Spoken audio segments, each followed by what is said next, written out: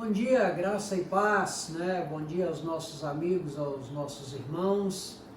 Nós somos da Igreja Batista ali da Folha 32, meu nome é Edmilson Duarte, estamos nesse canal para estudar com você hoje mais uma lição dessa literatura, os fundamentos bíblicos da família. Nossa literatura deve estar chegando no decorrer dessa semana, tão logo ela chegue, o correio está com dificuldades, mas tão logo ela chega e a gente vai distribuir aí a todos, né? Nós não sabemos ainda como é que vai ser, porque agora no início de julho nós vamos retomar as atividades lá no nosso templo de forma reduzida. Não sei se nós vamos continuar com nossos vídeos, aí você diga para nós aí se nós vamos continuar gravando os nossos vídeos ou se nós vamos nos encontrar pessoalmente lá no nosso templo, ali na Folha 32. Mas eu quero convidar você para continuarmos a nossa lição de número 3. E o assunto que nós queremos tratar com você hoje são dois que são o casamento sobre a ótica de Deus, é a nossa lição de número 3, né? O casamento sob a ótica de Deus, não sobre os princípios seculares. A gente está atravessando uma desvalorização da família, nós temos visto aí uma desconstrução da família, uma desvalorização do casamento, e a gente quer discutir esse assunto com você aos olhos do Criador, aos olhos da Bíblia, para que a gente acerte os nossos conceitos pelos conceitos de Deus, tá? A nossa lição de número 3, e eu queria te convidar para fixar comigo 3 coisas para a gente entender que o casamento é um processo. E eu quero que você repita comigo 3 fases desse processo, né? Para você fixar, para ficar bem gravado, eu vou pedir para você que aí aonde você estiver nos assistindo, que você reflita isso, até por um processo de osmose, para poder purificar, para fixar bem isso aí. Então, para te desafiar, para você repita aí comigo, nós precisamos entender que o casamento, ele é um processo. E a gente vai definir isso melhor da seguinte questão, né? Entender melhor, para nós fixarmos. A primeira parte deste processo, nós precisamos deixar unir-se e virar uma só carne. Nós vamos entender isso melhor ao longo do estudo, mas eu quero repetir com você. Repita aí na sua casa: deixar unir-se uma só carne. O homem vai deixar a sua família, vai unir-se a uma mulher, e ambos serão uma só carne. E para que você caminhe comigo no mesmo pensamento, não para que eu induza você a pensar como eu, mas eu quero caminhar com você no mesmo pensamento, eu trouxe uma definição, tirei do dicionário, uma definição do que seja processo, para você entender juntamente comigo que aos olhos de Deus, Deus idealizou o casamento e Ele idealizou que isso fosse um processo, né? E vamos entender o que seja processo, que você vai colocar o casamento dentro dessa definição que está lá no dicionário. Olha só o que diz o dicionário acerca do processo. O que é o processo? É uma ação continuada ou uma realização contínua e prolongada de alguma atividade, ou seja, é um segmento, um curso, decurso, ou que se reproduzem com certa regularidade, que tenha andamento, desenvolvimento ou marcha. Isso que é processo. É a definição do dicionário de processo, para que a gente caminhe na mesma direção. E para a gente entender que o casamento, ele é um processo. Deixará o homem a sua família, unir-se-á a sua mulher e ambos serão uma só carne, e esse é o processo. Ok? Fixou? 3 fases desse processo. Deixar unir uma só carne. Texto nosso de referência, lá da palavra do nosso Deus aqui, ó. Pegue aí na sua casa a sua espada, palavra de Deus, que é viva e eficaz. Texto básico do livro de Gênesis, muito fácil. Você abriu a sua Bíblia, 3 páginas, algumas Bíblias 2, e você já entra no livro de Gênesis, no capítulo 2, tá?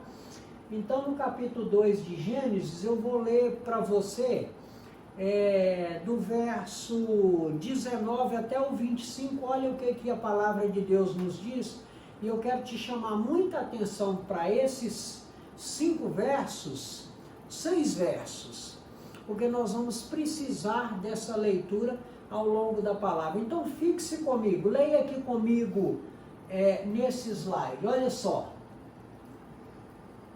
Depois que o Senhor Deus formou da terra todos os animais selvagens e todas as aves, ele os levou ao homem para que pusesse nome neles, e eles ficaram com o nome que o homem lhes deu. Né? O verso de número 20, ele pôs nome nas aves e em todos os animais domésticos e selvagens, mas para Adão não se achava uma ajudadora que fosse como a sua outra metade. Eu quero te chamar a atenção para esses 2 versos, que lá na frente nós vamos precisar recorrer aqui, que Deus usou. Pai, Deus é tremendo, eu não me canso de dizer que Deus é tremendo. Eu costumo dizer na minha linguagem popular que Deus não bate prego sem estopa. As coisas de Deus, elas não são despretensiosas, todas elas têm um objetivo, e você vai precisar, nós vamos recorrer a isso mais na frente, porque você vai perceber que Deus nesse primeiro momento fez todos os animais, trouxe Adão para colocar nome, Adão colocou o nome nos animais, no macho e na fêmea, e o Adão estava só. Né? Então Deus lá na frente vai usar essa didática, por isso que eu quero que você fixe no texto, nosso texto básico, nós vamos precisar dele mais na frente. Continuando aí no verso 21. Então o Senhor Deus fez com que o homem caísse no sono profundo. Enquanto ele dormia, Deus tirou uma de suas costelas e fechou a carne naquele lugar. O 22. Dessa costela o Senhor formou uma mulher e a levou ao homem. Então o homem disse, agora sim, esta é a carne de minha carne e o osso dos meus ossos. Ela será chamada de mulher porque Deus tirou do homem. E o verso 24. E por isso que o homem deixa o seu pai e a sua mãe para se unir à sua mulher, e os dois se tornarão uma só carne. No verso 24, nós temos aí as 3 fases do processo. Né? Deixar, né? Unir uma só carne. Fixe bem as 3 fases do casamento. Deixar, unir uma só carne. Para concluir aqui, verso 25. Tanto o homem como a sua mulher estavam nus, mas não sentiam vergonha, ok? Então grave sempre isso, nós vamos precisar ao longo do nosso texto. Eu já te mostrei isso, eu já te mostrei esse slide na lição de número 1, vou mostrar de novo, só para refrescar a sua memória, mas um pouco mais reduzido. O casamento e seus costumes. Uma das tradições humanas mais antigas e disseminadas pelo mundo, mas é comumente associada à imagem do cristianismo. Né?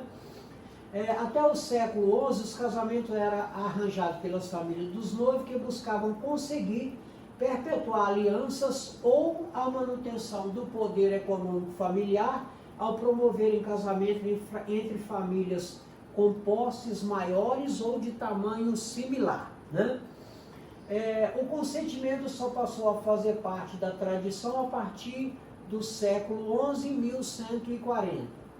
O caráter irrevogável que a união matrimonial possuía tinha sentido de estabilidade nas relações entre os grupos de interesse. Obviamente, os casamentos entre pessoas normais ainda aconteciam de acordo com as estipulações sociais e religiosas. Né?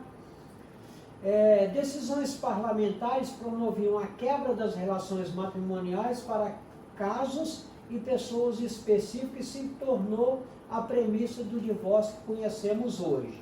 A partir de 1836 na Europa, o casamento deixou de ser um ato exclusivamente religioso, passando a ser possível a união civil e não religiosa, tá? Bom, para sua reflexão, para que nós possamos refletir, apesar da existência de diversas propostas seculares sobre a origem do casamento, aquelas que a gente mostrou, para os que creem na Bíblia, essa importante instituição divina começou com os primeiros humanos a habitarem o planeta, ou seja, Adão e Eva. Então não importa o que te digam acerca do casamento, ou aquelas curiosidades que a gente leu acerca do casamento, como o interesse dos clãs para manter poder, para fixar numa região, saiba que o casamento, ele é o projeto de Deus para a humanidade. Não existe humanidade se não tiver família, não existe família se não tiver casamento, se não existir a família, não existe a igreja, né? E aí, o casamento, ele é o projeto de Deus, ele é o projeto. Deus colocou na prancheta de desenho e desenhou e fixou todos aqueles valores e instituiu como um processo. O casamento e a Bíblia, né? Vamos ver, a gente já viu ali aquelas curiosidades sobre o casamento, vamos ver o casamento e a Bíblia. Olha só, Deus começou o casamento com o primeiro homem e a primeira mulher, porém, não é necessariamente o desejo de Deus que todo mundo deva se casar. Vou explicar melhor. Deus, ele tem o ideal da família, e é isso que ele quer, mas você não é obrigado a casar se você não quer, né?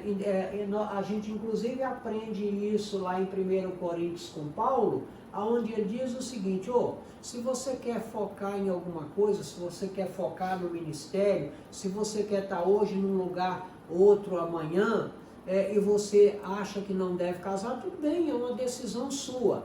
Agora, o que Paulo nos ensina lá em 1 Coríntios 7, 9? Se você for ficar fornicando hoje com uma, ou amanhã com outra, ou se abrasando, como diz lá na palavra, né, se prostituindo, então é melhor que você case. Se for uma decisão sua, de qualquer ordem, não, eu não quero me casar, eu quero concentrar nisso aqui, é uma decisão, não é obrigado você, Deus não vai obrigar ninguém a casar, mas é uma recomendação, é um projeto de Deus, que o homem deva se casar para que o homem não esteja só, tá?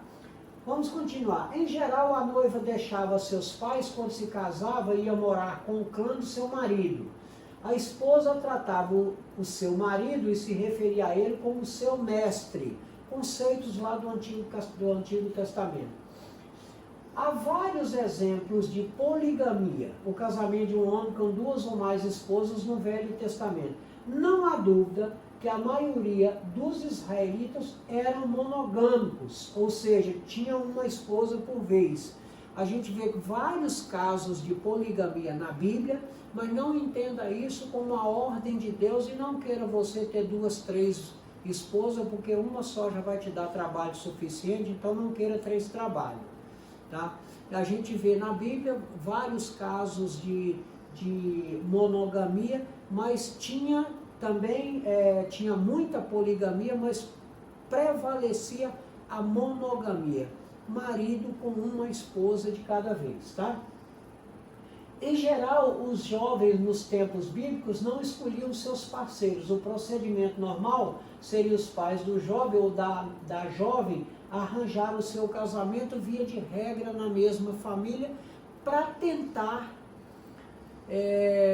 que os costumes, os valores fossem mais próximos um do outro e também para fixar o clã.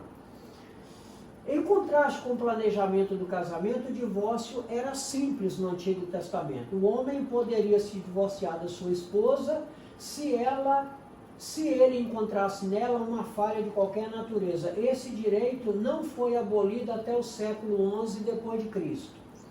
Os ensinamentos de Jesus tinham uma ênfase diferente do Velho Testamento. Por exemplo, o Velho Testamento não apontava a infidelidade do marido como adultério contra sua esposa. Quando contestado pelos judeus, Jesus disse que Deus havia feito uma esposa para um homem, por isso mesmo não deveria haver o divórcio. Está lá nos evangelhos, a nossa referência ali de Marcos 10, capítulo 2 a 9. E depois Jesus ainda dificultou um pouco mais isso, a gente vai ver na frente. Fixou comigo aí? Tudo bem? Então vamos lá. O que diz Jesus acerca do casamento nos evangelhos? Vamos meditar nesse texto aqui, ó. E esse texto nos diz o seguinte, esse texto é o texto de Mateus no capítulo 19. Alguns fariseus chegaram perto dele, perto de Jesus, e querendo conseguir alguma prova contra ele, perguntaram: será que pela nossa lei um homem pode, por qualquer motivo, mandar a sua esposa embora?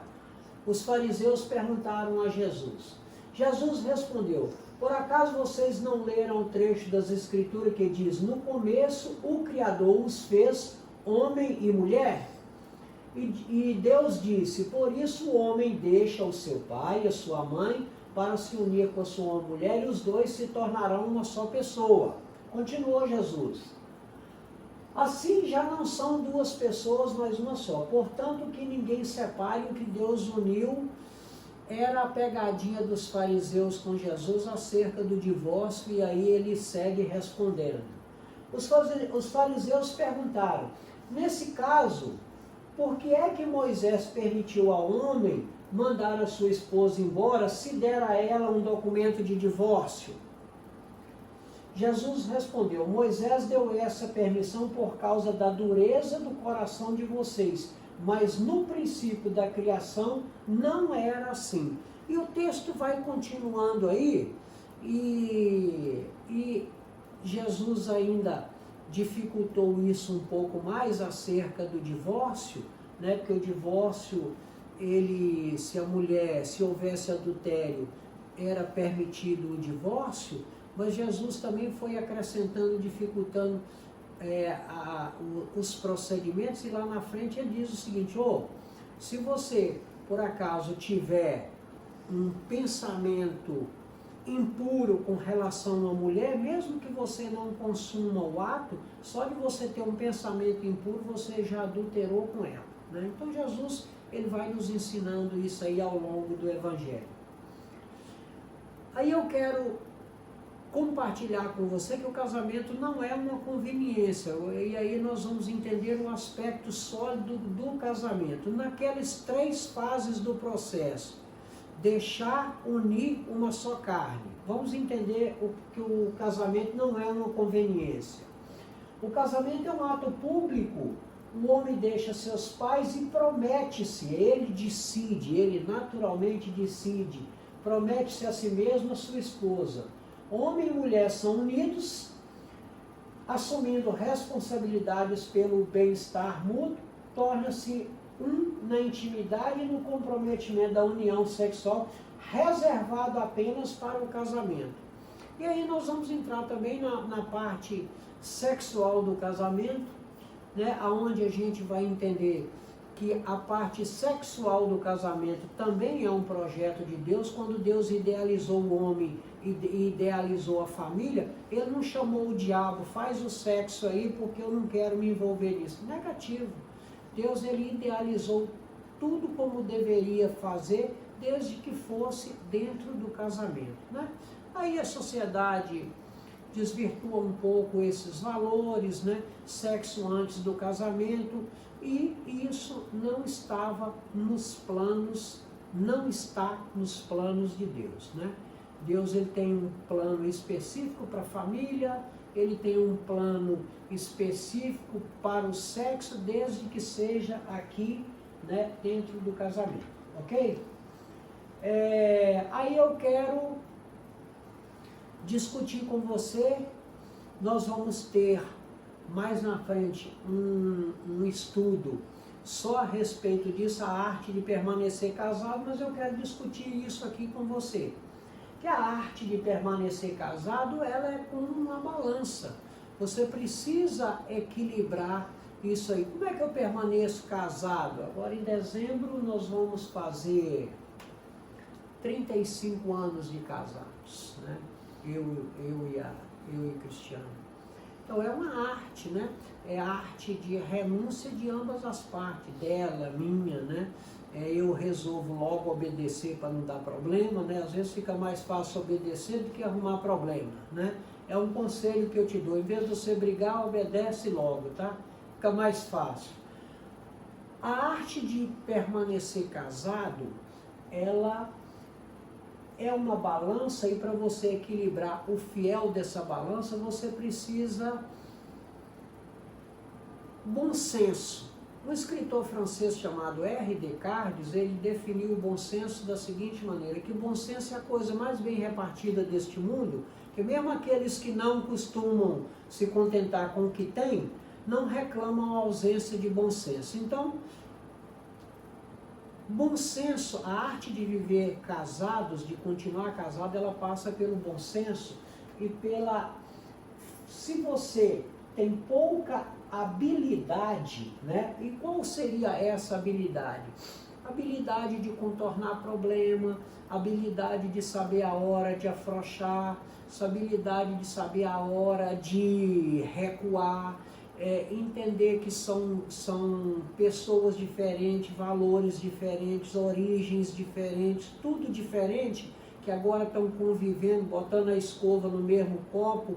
Então, todas essas dificuldades, a arte de permanecer casado vai depender da sua habilidade. Se você tem pouca habilidade, você dificilmente vai conseguir manter o fiel dessa balança. Se você tem muita habilidade, você com certeza vai ficar casado muito tempo. Então, exercite a sua habilidade de permanecer casado, porque o casamento é um projeto de Deus.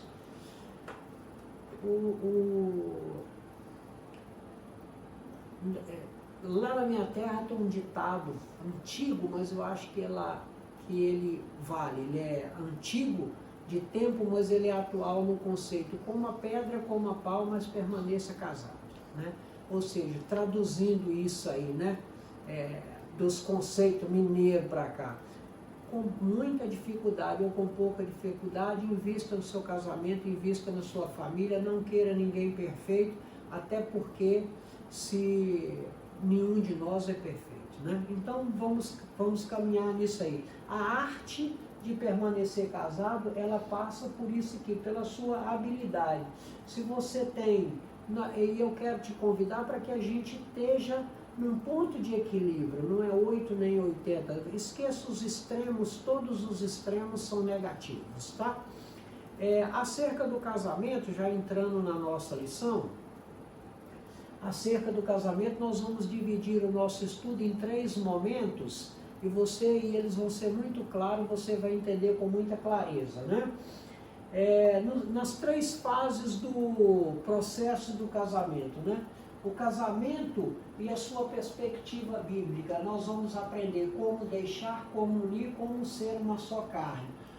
Nós vamos entender o casamento como um projeto de Deus, entender que o casamento é uma intenção original de Deus, que o alvo é nobre e sustentável, e o casamento como projeto de Deus, ele é uma estratégia de Deus para a humanidade. E a gente vai aprender também o sexo segundo Deus, né?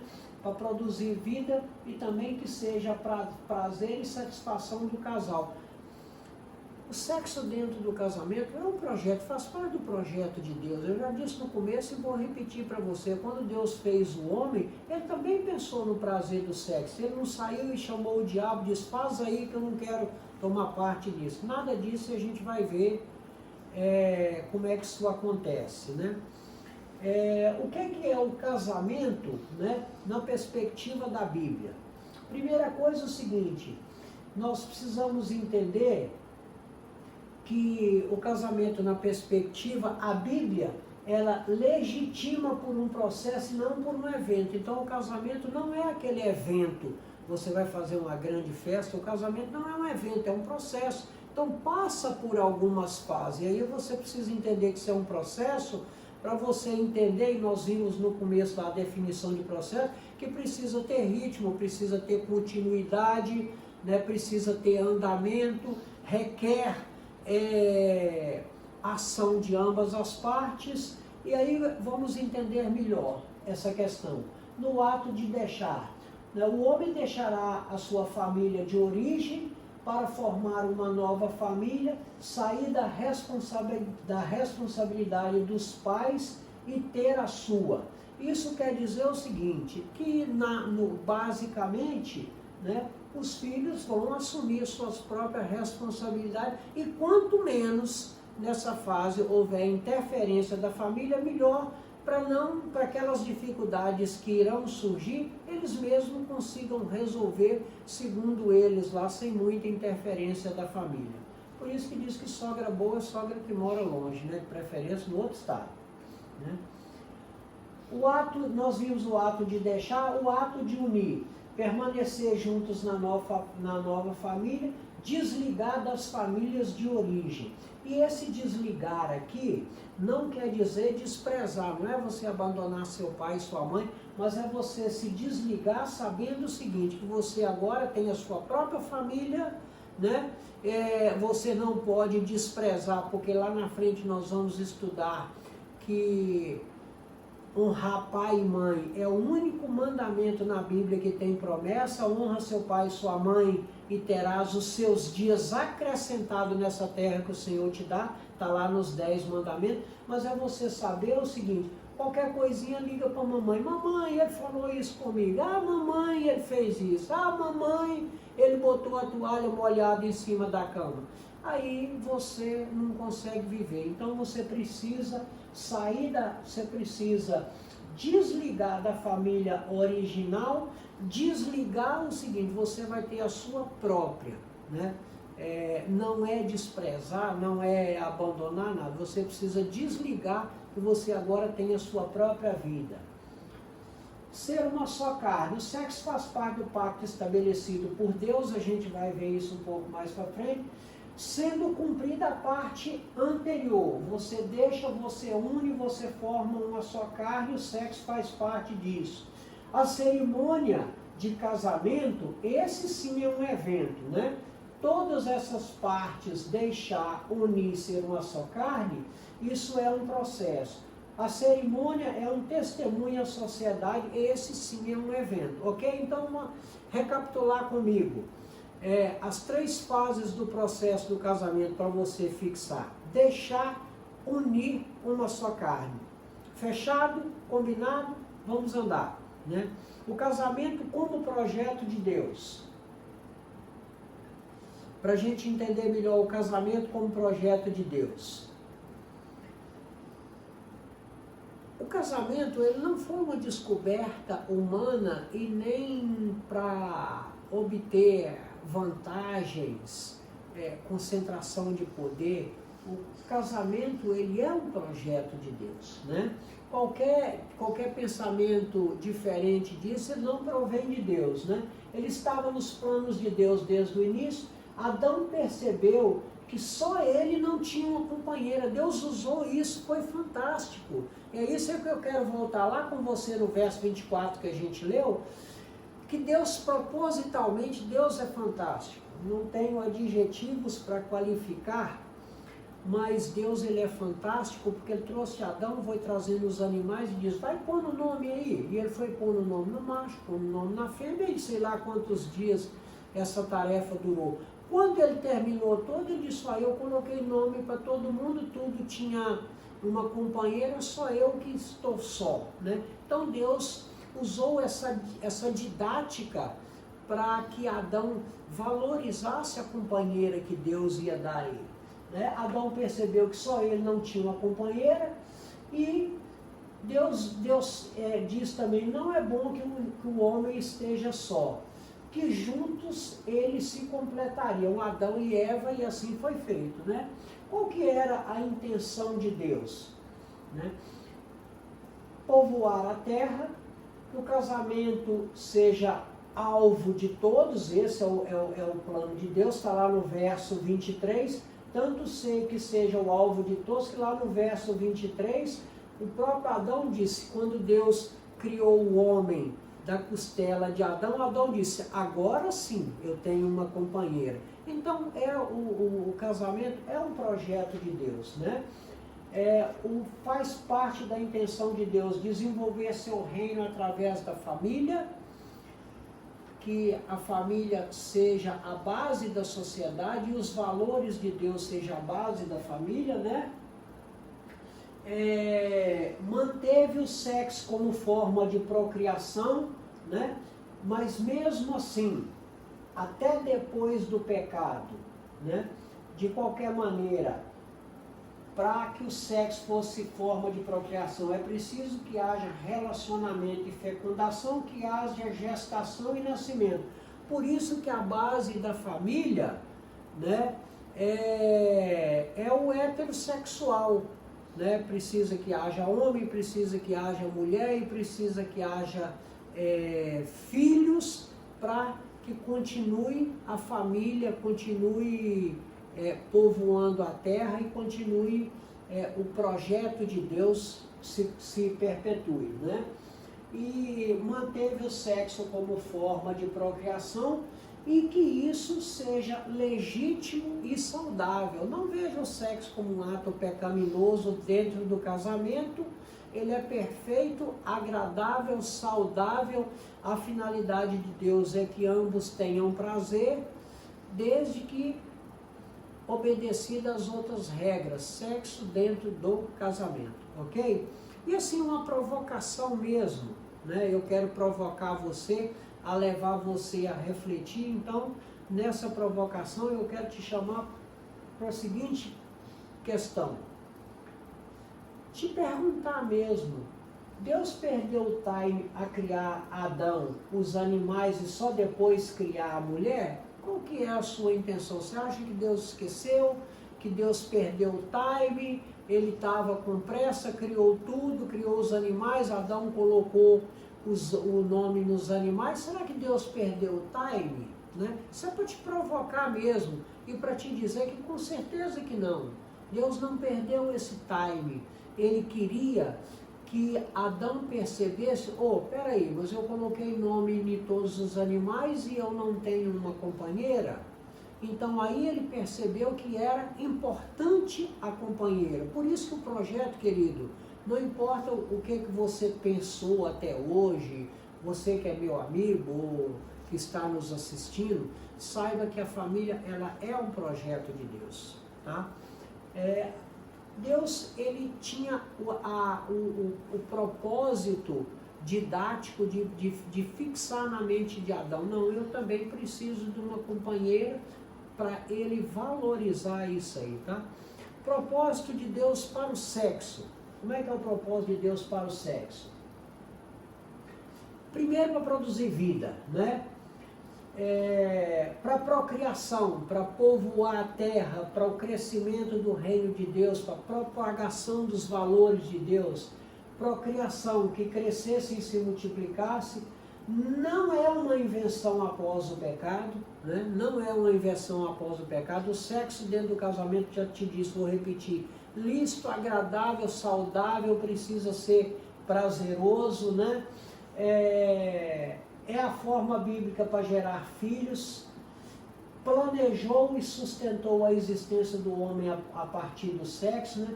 Para prazer e satisfação do casal. O casal desenvolve uma boa comunicação através do sexo. Não é pecado, né, falar das suas preferências, né, porque o ideal é que você obtenha prazer na relação sexual, falar das suas preferências, dedicar tempo de qualidade para o sexo realmente dentro do casamento, né, que seja prazeroso para o casal, que haja um relacionamento amoroso entre o casal e que haja uma cumplicidade. Queridos, você sabe o que é isso aqui? É a terceira fase do projeto Uma Só Carne, é essa união, né? E para que haja uma união e que isso seja perfeito, é preciso que seja bom. Então, a forma racional de Deus para o sexo é essa, que o casal desenvolva uma boa comunicação, falar das suas preferências, isso não é pecado aos olhos de Deus, dedicar tempo de qualidade, que seja prazeroso para que seja uma só carne, um relacionamento para estimular um relacionamento amoroso entre o casal e que isso crie uma cumplicidade. Isso aqui é os dois uma só carne, né? Qual que é o propósito de Deus para o homem, segundo a Bíblia? O propósito de Deus para o homem, segundo a Bíblia, a gente vai entender aqui da seguinte maneira. O que a Bíblia espera de você? O que a Bíblia espera de mim? O que a palavra de Deus nos ensina? O que é a família, né, para resgatar os conceitos segundo Deus, né? O que é a família? A família são os cônjuges, precisa que tenha filhos e que tenham pais. Essa que é a família segundo a vontade de Deus, segundo a Bíblia. Pai e mãe, para você criar com os valores de pai e mãe, né? Então, fora disso, dificilmente nós teremos uma família segundo a vontade de Deus, né? Uma família heterossexual, tem pai, tem mãe, criado com os valores segundo Deus. Então isso, a Bíblia, é isso que a Bíblia espera da família, né? Que através dos cônjuges, né, nós possamos ter pais e ter filhos. O que a Bíblia ensina para a sociedade? A sociedade precisa ter responsabilidade, tanto social quanto interpessoal. A Bíblia nos ensina que comportamento nós devemos ter na comunidade, com o nosso próximo. Mateus, no capítulo 7, lá no Sermão do Monte, ele nos ensina o princípio da reciprocidade. O que é o princípio da reciprocidade? Não faça às pessoas aquilo que você não gostaria que fizessem a você. Isso é o princípio da reciprocidade, né? Os bancos gostam muito de usar esse termo, né? A reciprocidade. Mas é importante que a sociedade saiba, né, que ela tem tantos os valores social e interpessoal, e a Bíblia ensina isso. O que a Bíblia ensina nas igrejas? Ensina a doutrina, aquilo que é a vontade de Deus, a palavra de Deus, e conhecereis a verdade e ela vos libertará. Ela ensina qual é a ética cristã, e é isso que nós estamos fazendo agora. O que é a vontade de Deus segundo a Bíblia? Não são segundo o que acha o legislador, o STF, ou quem quer que seja, é o que diz a Bíblia. O que a Bíblia ensina para você, ensina para mim. Não é o que eu, Edmilson, acha, é o que a Bíblia determina. Então, nós precisamos nortear nesses valores, né? A igreja precisa concentrar em ensinar o que é a doutrina. A doutrina é a vontade de Deus. O que é a ética cristã. A igreja precisa pensar também, segundo a palavra de Deus, na administração. O que é a administração? Ali por perto onde é que eu estou, o que eu posso ajudar? Eu estou inserido na comunidade, qual que é a minha contribuição para a melhoria do nosso planeta? E a igreja também, segundo a Bíblia, o serviço, o que eu vou fazer para ajudar o meu próximo? Primeiro os domésticos da fé, e ajudar a pregar o Evangelho, missões, discipulado, ação social. A Bíblia nos ensina isso, né? O propósito de Deus para o homem. Todas as saídas estão na Bíblia, tanto para a família, com a sociedade, como para a igreja, ok? Para concluir, eu gostaria de deixar uma mensagem aqui para a sua avaliação e aplicação pessoal, a seguinte questão.